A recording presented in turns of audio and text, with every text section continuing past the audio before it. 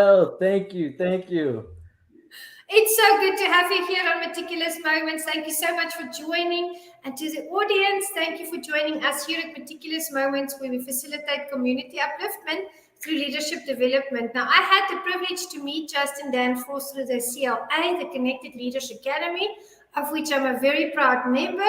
I'm also part of their executive team, and it's just amazing to see how the tribe keeps growing. So thank you so much for joining, everyone. You're amazing. And I'm going to read Justin's bio. Let me just get into that so we can learn a little bit more about him. On September the 29th, 2016, Justin Danforth was released from the North Carolina Department of Corrections after serving 14 years and 4 months. While serving time, Justin picked up as much education as he could, including but not limited to a 2-year associate's degree in electronical engineering technologies, numerous vocational trades and technical skills. Moving from student to assistant instructor, he worked hard to become a leader, an organizer, and an example of how to turn around a life. Today, Justin is an entrepreneur while staying committed to reaching out to others. He gives motivational and inspirational speeches. He has become a positive influence and voice to all those struggling with vices, limiting beliefs, and self-awareness, sharing what he has learned about living a life of purpose over pleasure. I'm so excited to have you on the show, Justin. Please tell us more. I had the opportunity to see you speak as one of our keynote speakers the other day at CLA, and I'm sure the audience wants to learn more about you. Yeah. So thanks for having me. It's an honor to be here. And where do I begin? So when I first got incarcerated, I had just turned 21. I got incarcerated and was charged with first-degree murder, facing a life sentence without the possibility of parole. So I sat in county jail for approximately 2 years, 20 months to be exact, when my lawyer came and told me we were prepping for trial and I would be tried for first-degree murder. He came and told me, he said, "You're scheduled for trial." And this was in March of 2002. He said, "You're scheduled for trial to go to trial in June." He said, "You will lose. You will get a life sentence and you'll never see your daughter outside of the prison gates again." So at the time, my daughter was 10 months old. Yeah.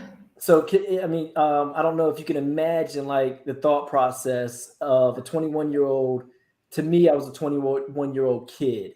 And that is what led to me being in the situation I was in to begin with, was because of the ignorant acts that I was involved in up to that point. So what went through my mind was, an avalanche of everything and anything you could imagine. However, he said the DA has, offered you a lesser sentence if you take a plea bargain. So I ended up to cut it short, not take up every too much time on this one aspect.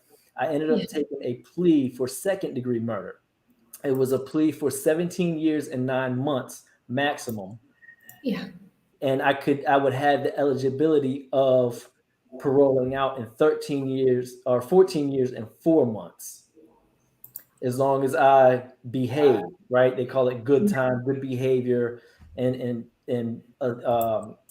abided by the institutional rules and programs. There's certain programs you have to enroll in order to get points to be able to meet that minimum release date. Yeah. So that's where this aspect of my story begins. Not going back to the childhood or the teenage years and all of that. Now with the charge, the initial charge for first degree murder, how that all happened stems from, I was at a family affairs, my little cousin's birthday party. Well, some uninvited guests had showed up, and my oldest cousin got in a fist fight that turned into the guy he was fighting pulled out a butterfly knife and started stabbing him to death. So after that, a chain of events happened, and the individual that was doing the stabbing ended up getting shot and killed. So um, I ended up going to prison for that murder. It has never been proven that I was the one who done it. I did Yeah. have a gun, Yeah. um, but I wasn't the only one with a gun firing a gun. Yeah. Yeah. But because I took a plea bargain, and we never went to trial to have all of the evidence exposed to see who was Mm. actually guilty of the crime. Oh, It was in I see. my best interest, based on what I was faced with, to just take a plea bargain so I'd at least have a, Yes. a fighting chance outside of the prison walls versus leaving it up to a Yeah. jury and a judge. Of course. Of Right. course, because you never know how it can turn out, when they do bring out the verdict. And you've seen, so, I find your life such an inspiration to all of us. All the things that you've gone through, you came back stronger, you're a changed person. I love stories like that. I love when people come out and talk about it, because there's other people out there struggling, maybe still in the process of becoming a better person, and wanting to give up. And when they hear testimonies like yours, it gives them that strength to carry on, to face another day, to maybe do their time and to behave well, to really start over. Because you know what? Everybody deserves a second chance, and life is not over when we make mistakes. And your life is a wonderful example of that. I do want to ask you about your childhood. I do want to ask you, what were you exposed to when you were younger? What were the things that shaped you? So yeah, and that's a great question.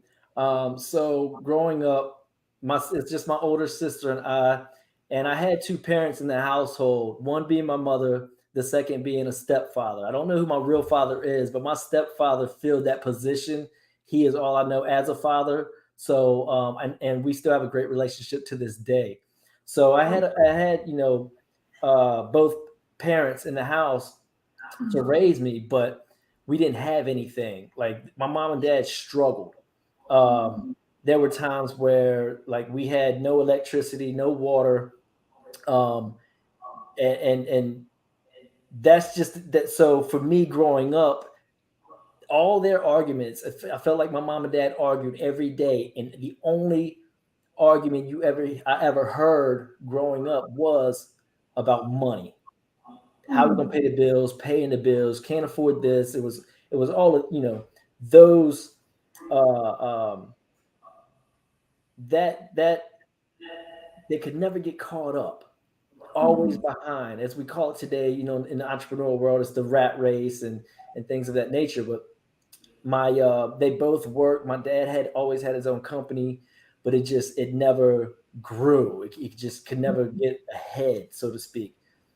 That led me seeing this led me to become, I want more. I don't like this childhood. Like I don't like how we live. You go to school or you go out into public and you see other things that you want. Like it's a nicer life where you see other families and kids with toys that you wish you had, and as you get older, cars you wish you could afford, or even wish you could ride in, going to places you went to before you can even drive, right? Yes. So my mindset started developing that I'm not going to be like my mom and dad. I'm going to have more money.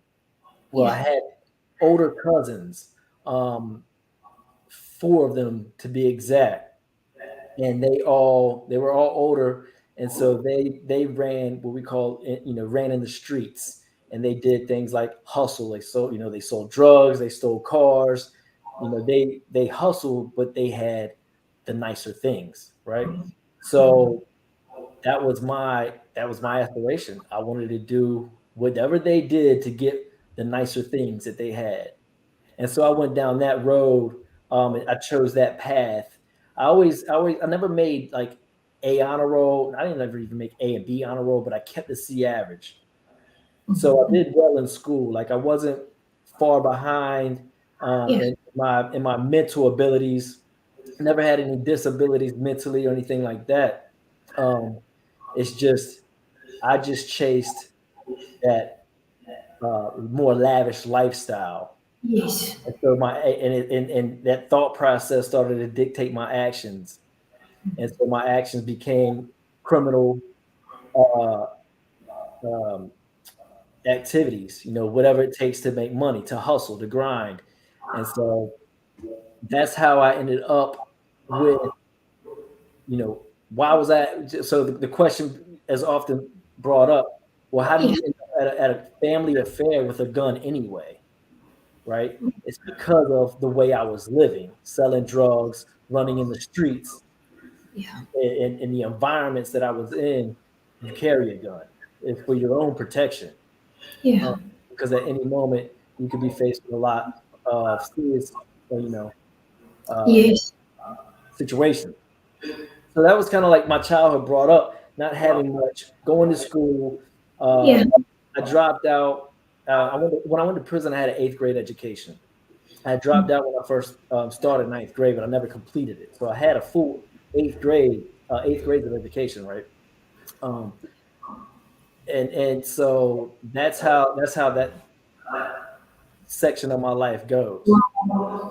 But I'm thinking as you're speaking, Justin, you even still you did well in school, even though you faced so many other obstacles that your peers didn't face, living in homes that the parents weren't too busy for the children and weren't struggling. And still, you got a good average at school, still, you did your best. And I believe that you were searching for a better life, and it was just in the wrong manner. And I mean, who of us here today can say that we haven't made mistakes? I mean, I've made plenty mistakes in my life.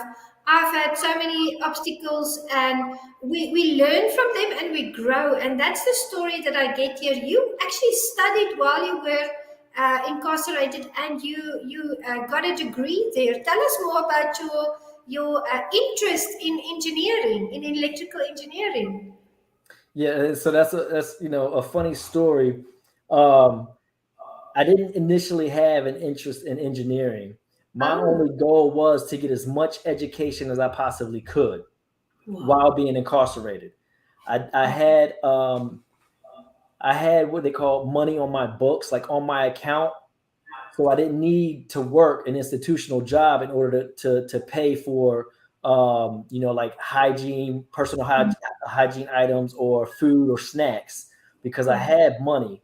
So my only goal, going into prison and throughout my sentence, was to take and get all the education I could at the at but I first had to have a GED. You can't take a college course without a Yes. GED. Yeah. So that's where I started, and I almost didn't complete that task. Um, I was sitting in class one day to get my GED, and the instructor was talking to somebody off to the side. So I was talking to the guys next to me, and we were laughing and joking. It was nothing wrong with it. Well, the head of programs, who was a woman, she opened the door to ask the instructor something, but seeing us over here laughing, and she just, like, her whole energy changed, and she called me over to the hallway, and she said, "Get out of the class now. Go back to your cell." And I was like, "Wait a minute, for what?" She Yeah. said, "Go now." And she grabbed her they had walkie talkies, Yeah. like radios that they correspond with, and she called an officer to come and escort me to my cell. So, at first, this was within the first year of my incarceration, and that's a very big thing that is part of my story in terms of my mindset. When I first got incarcerated, it took me 4 years before I decided to do the right thing, before I Wow. decided to make a change for the rest of my life, Yeah. um, because my mindset was just that thrown off. However, I went back to my cell and I sat there, and I had told her I don't need this class. I said some very vulgar language. You can fill in the blanks, but needless to say, I was done. I sat in my cell and I looked around outside at the dorm at like all of the individuals that's in there, and I was like, man, I can't do this. I said, I can. I gotta have something I want my mother to be proud of. Because at this point in my life, there was nothing I had given my mother to ever be proud of, in terms of me as a young man. So I said, I told my mother at visitation, hey, I signed up for GED. I'm gonna get my GED, and she was excited because my mother went and got her GED in her mid 40s. Wow, So that's to her, I awesome. was like, yeah, you should. So she was excited. I was like, my daughter was too young to even have to explain anything to her. So that wasn't an itch. I was like, I want at least one thing in my life that my mom can be proud of. Yeah. So I went back I went back to that head of programs office, knocked on her door, and she had already looked at me with this face. She was on the phone. And she was like, what are you doing here, look? And I said, listen, excuse me.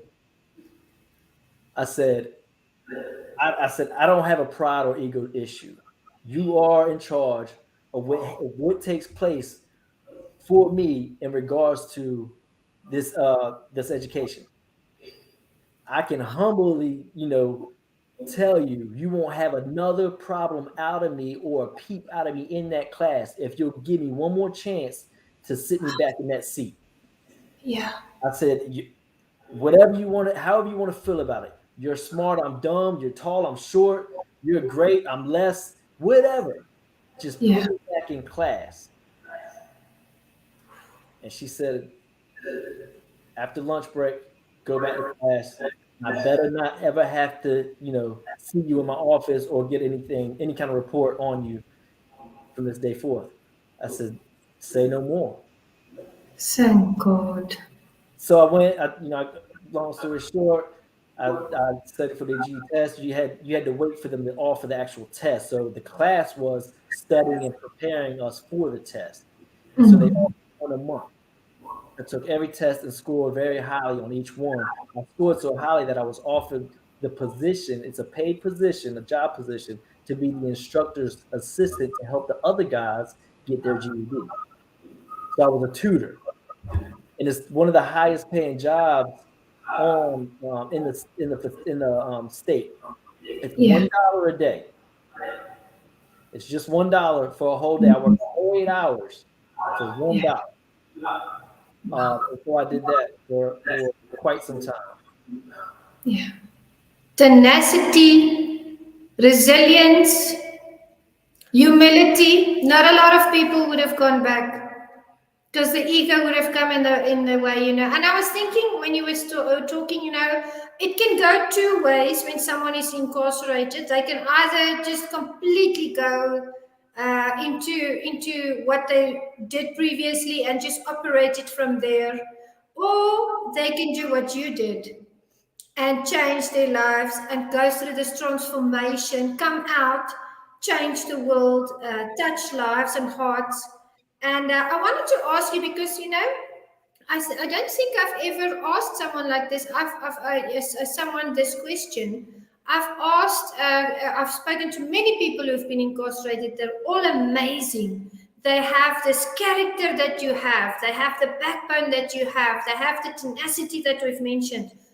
What is it like when you were in there? What was it like? What is it like? What's your day like? And what's the most important lesson that you've learned there? Oh, that's an incredible question. To answer, what was it like? Uh, you had a sense of fear for your life every waking moment.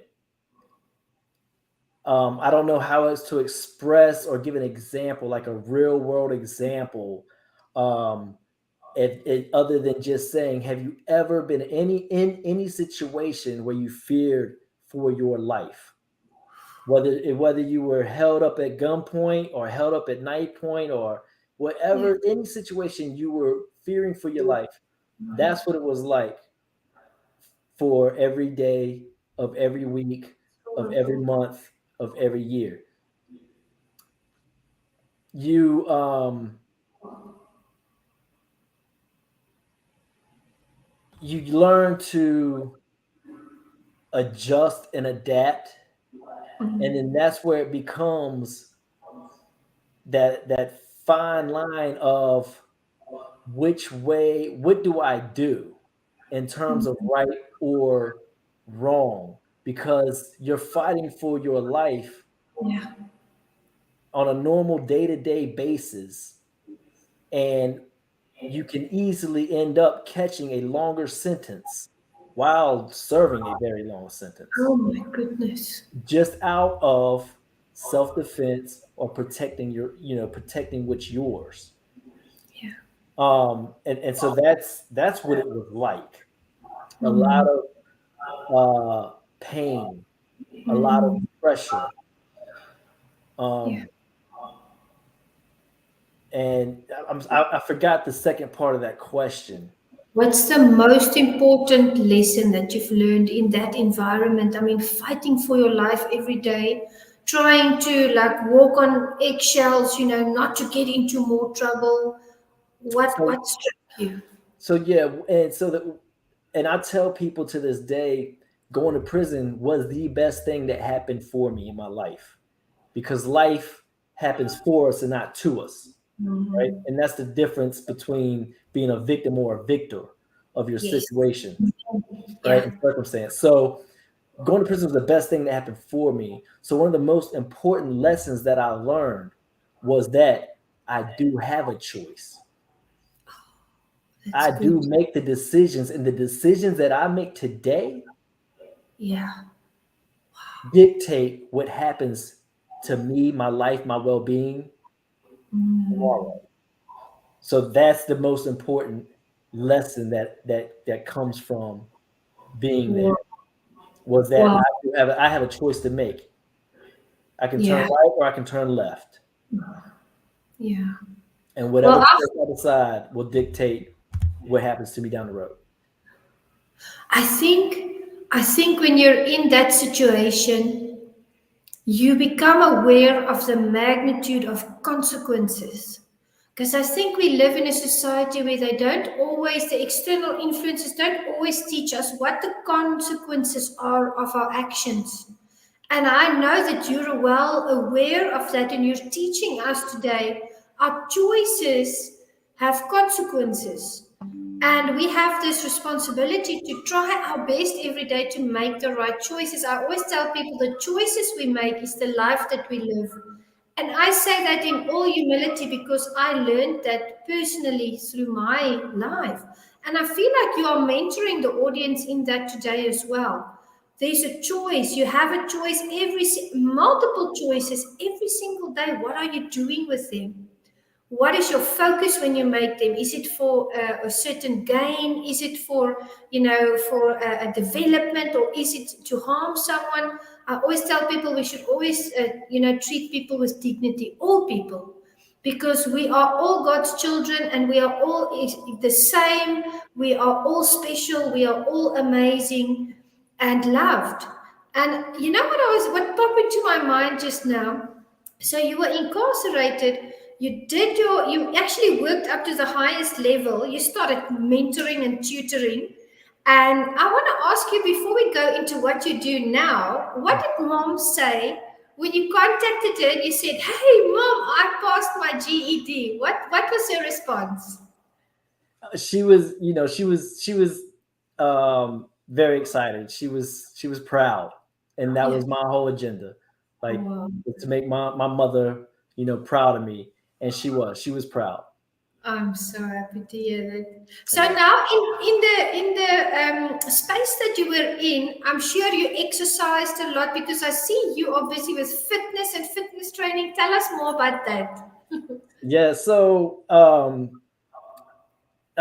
ideally, like, when you get incarcerated, I know at least for men and the guys that I were around, when you get incarcerated, there's just certain things you're gonna do, right? At some point throughout your sentence, even if it's not your forte, you're gonna try it out, right? And one of them is get in shape. Like, you're gonna work out. For a Yeah, lot of us who are incarcerated or have been incarcerated, it becomes um, your daily program, part of your habits, right? And so that for me, and my biggest thing is my daily habits have to be congruent with the vision I have for myself, right? The Love. person I want to become. Yeah. And so that vision that I have, the person that I want to become, is a healthy, in shape, has the beach body or whatever you have you, but the six pack. And so fitness, nutrition and fitness is part of that, right? And so that has Absolutely. to be within my daily habits. It has to be in my program. We call it a program when you're in prison. And so the first thing I did was I got my GED, and by going through that situation and getting my GED, um, it it informed me. It let me know, Yeah. man, you're capable of more than what you've been doing all of Yes. this time. Like you actually have some sense, you know, Wow.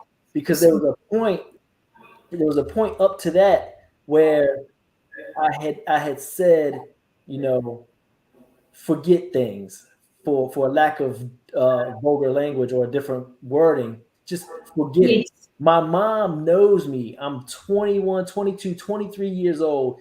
I'm a Yeah. screw up. She knows I'm a screw up. She's my mother. She's always gonna love me.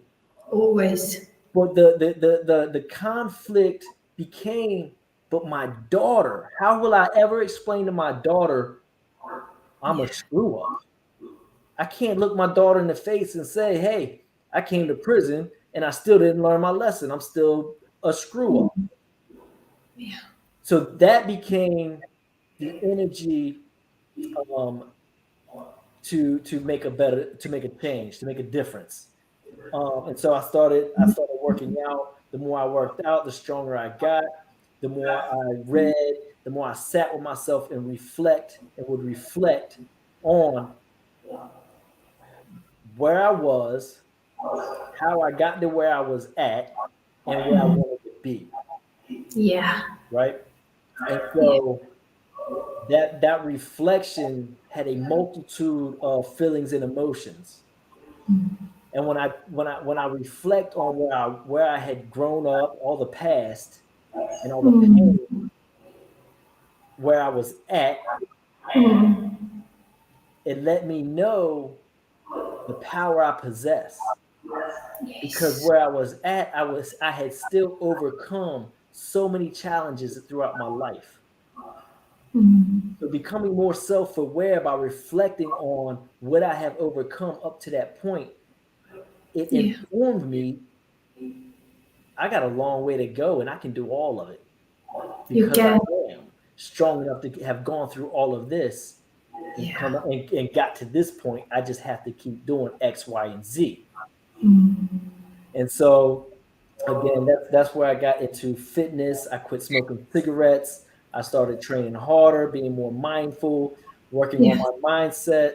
It kind of all goes hand in hand, right? Yeah. Or it should. Um, Mm. and so to get to your question of what I do today, that's what Yeah. I do. I help people work on their mindset. So in my all right, so my mission statement is, I'm the founder of Danforth Fitness. Mm-hmm. We help people become the best version of themselves by smashing all limiting beliefs and overcoming vices and obstacles that stand in their way. Wow. And we do this by way of establishing the discipline through Mm. nutrition and fitness. Yeah. Yeah. Because there's, with nutrition and fitness, it Yeah. instills in you, you have to have the discipline to keep it up, and it instills in you a delayed gratification because you have to do it long enough Mm. to see the result. It don't Yeah. come overnight. If you want No. that six pack, or you want the to tone up, whatever it is you want physically, Mm. you have to do it long enough to get the result. That's the truth. Every day, keep at it. Every single day. And you know what I love about the way that you converse and the way that, when you did your presentation the other day as well and today, is that you do it with passion and purpose, and you speak out of a place of experience. You told yourself, I can do this, and so you did. And that's what speaks to a lot of people, because they can see you are the living example of that which they want to achieve. And I feel that people love that when they can, really resonate with someone, because there are people in this space, in this audience today, that want to start to live more disciplined, fix their mindset, look at their health and fitness, what they're eating, how they're exercising, and they look at you and they hear those words of inspiration and of encouragement, and they say, well, Justin did it. He did it in adverse circumstances, so I can do it as well. And how do people respond to you, in the beginning? Is it a slow process for them to get into that discipline, or do certain people, just get into that regime and they do it fast? How does it work with clients sometimes? Do they differ? Yeah, of course, they differ. So the answer is it's no cut. It's not cut and dry. But as an average, or I could say like most people, it's like if you have, all right, so you say you're going to get your taxes, and the taxes are going to go to getting a new car, right? Mhm. And you have all this energy and you're excited because you can afford it, and you've Yeah. had the money for it, and you go to the car dealership and you find the car you want, you test drive it, and everything is just really all about the car and the feeling it gives you, and you got all the things, and you buy the car Yeah. and you're driving it, and in about 30 days, 60 days, however long it takes, all of that energy, that motivation, that drive to make sure everything else was paid so that money could be donated or dedicated to the car, like all the things you had to put in place to get the car, took all Yeah. this certain things, right? The energy and the mindset, that Yeah. kind of wears off, Because right? So it declines. So that's how people are when when they first join the program, they're inspired, they're on board, and they're with it. And then I can see it when they start to slowly fade away. And then that's when we step back in, and it's like, okay, listen, because the way I have my program set up yeah, is I'm there every single day that's good. monitoring what you're doing. I'm here to hold you accountable. That's the only reason most people sign up for any type of personal fitness trainer or coach, even a life coach. It's just to hold them accountable. We know what Yeah. to do. We can go on YouTube and find out what exercises to do. We can go on Google and find out the diets, even the recipes, whatever it is. But we need that motivation, and that's what a Mm. coach is. Yeah. It's that person to keep you from doing the wrong thing, right? Mm. And to hold you accountable. And so Yeah. I'm like, okay, well, you logged in your calories, or you logged in your meal plan. You missed your exercise. What's going on? And so we can get to the root of the problem. Well, I had a Yeah. bad day at work, or I Mm. felt sick, and it's like, okay, well, here's what we're gonna do. So depending on the level of the program that you come in at, because it's two different levels, Mhm. level, then we set out a very descriptive checklist, right, Mhm. for daily actions, Yeah. so that way every single day you're stacking wins at some level, because Mm. it's like it takes small twigs Mm. on a fire to, Yeah. to, to be a huge fire, right? If you can add just small little twigs, it's the same thing with small wins. As long as Yes. you're stacking these small wins every single day, they'll compound Yeah. into huge victories. And so that's where what we do is I sit down and we go through what is it we can take out of your life that's on your plate that you don't need, that's weighing you down, because it's not Mm. always about adding to your plate. We need to not multitask. We need to Yes. monotask. Let's take away, set things in place, so that way Mhm. you can start stacking these wins, which builds the discipline that you need to become better mentally and Yeah. focused and get back on the right track. Fantastic. Fantastic advice, because that's what a coach does.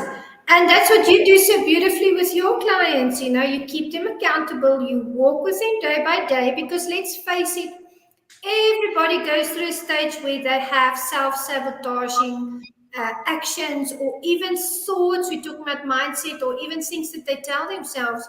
And that's where the coach comes in, and the coach helps that momentum to build, helps along the progress by working with the person. And I find that when coaches like you and I, when you are in the fitness space, when you work with people and you know how to relate to them and how to talk to them after a difficult day. I mean, you've been there, you've done that, you know what advice to give them. So I always tell people, when you're a coach, have a niche, and your niche is evidently absolutely clear about how you work with people. Because in the coaching world, sometimes, and I spoke about that on the Inspired Choices Network the other day, people just think they can just become coaches and copy and paste, and there we go, we're going to help people. That's not how it works. We've done the work, we've walked the mile, we've worked the late hours and cried the tears and gone through the pain. And it's so beautiful to see that your life is blooming with your family. You are a strong leader in society, you're successful, you're tenacious, you are determined, and you're helping people. That's the best part. You didn't keep all that knowledge for yourself, you are giving it to others. So tell us about your programs. How can people get involved with you? How can they contact you? I put some of your social media platforms on here. It's scrolling at the bottom. Tell us more about that. So, okay, yeah, great. For my program, um, to get involved, you just simply go on Instagram and send me a direct message. I don't have a chat bot. I don't have a VA. It's me. If you message me and when you get a response, it's coming from me. Yeah. I feel like that's how it should be. Um, so send me a message and we'll go from there. But the program, depending on what level you come in at, it has different price points. But we go over. You'll have a 60-minute Zoom video call face to face with me um, every week. We have a weekly reflection / core principle sheet to go over that you'll have weekly non-negotiable tasks. So these are tasks that we don't negotiate with, right? You're going to get them done, and they're going to be weekly. You have a life and personal growth focused that program that you're going to be involved in. Everything is going to be life and personal growth focused. We have the custom training routine. It's not, I don't give the same routine to all of my clients. It's based off of every individual. It's a custom training, fitness training routine, whether you have access to a gym or you don't. Uh, Custom nutrition program based off of your body composition, your age and weight, etc.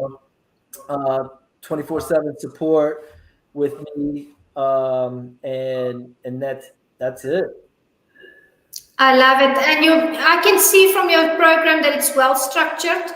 That's why you have, the success rate that you have. And we absolutely love having you in the CLA community. You are changing so many lives out there. What would you say to someone out there that is sitting on the fence, that's deciding they want to be, like they used to be. They want to stay in the space where they're just comfortable with their lives, or maybe there's this inkling to make their lives better, to get fit and healthy so that they can be more productive, so that they can find themselves and get in alignment with themselves and just progress.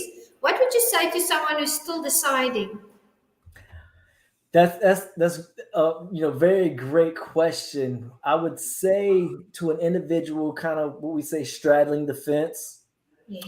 in that trying to decide. There's a couple of things that I would want to point out, but to make it simple for the sake of this conversation here, I would say, A, what do you have to lose? Mm. What do you have Yeah. to lose? And B, all of the answers, all of Mm. the answers exist within you. Yes. Amen. Amen. So if a person is questioning something, there's an answer within them. Yeah. I love that. Absolutely fantastic having you here on Meticulous Moments. Thank you so much for availing yourself. I'm going to encourage the Meticulous Moments audience to follow you, network with you, support you. If you are already in the audience and maybe you have your routine together, I'm sure you know of someone that can make use of Justin's wonderful services. So connect each other. And you know what, Justin, we are going to be cheering you on. I see great things coming. Thank you so much for who you are. We appreciate you. Thank you for having me. It was an honor and a pleasure to be here. Thank you so much, everyone. Meticulous Moments audience. We'll see you in the next session. Bye, Justin. Bye. Bye. Hi, my name is Jose Escobar, and I'm the founder and CEO of the Connected Leaders Academy. We're the #1 fastest growing community and tribe of some of the highest level entrepreneurs all around the country and around the world. We're in 36 states across the U.S., in 11 international countries, and over 240 plus members, growing every single day. And I'm honored, excited, and I'm glad to say that I'm proud to be the official sponsor of the Meticulous Moments podcast with Juanita Kapp. Thank you so much for the opportunity. I'm excited for this journey. Hello, my name is Jonathan Ellis. I'm from the Thought-Provoking Change community. I am honored and humbled to be a sponsor of the Meticulous Moments podcast, brought to you by the one and only Juanita Kapp. It is such a joy and privilege to be on this journey with you, and I look forward to seeing where it takes not only Meticulous Moments, but also Thought-Provoking Change. Looking forward to this partnership. You're a great person with a great podcast. Hey everybody, my name is Patrick Rude. I'm the owner of Rude Financial Services, a proud sponsor of the Meticulous Moments podcast, hosted and directed by the beautiful, strong, and intelligent Juanita Kapp. I cannot tell you enough about what this woman has done with this podcast and the effect that she has had on me and all of the other sponsors and people that listen. Don't miss it.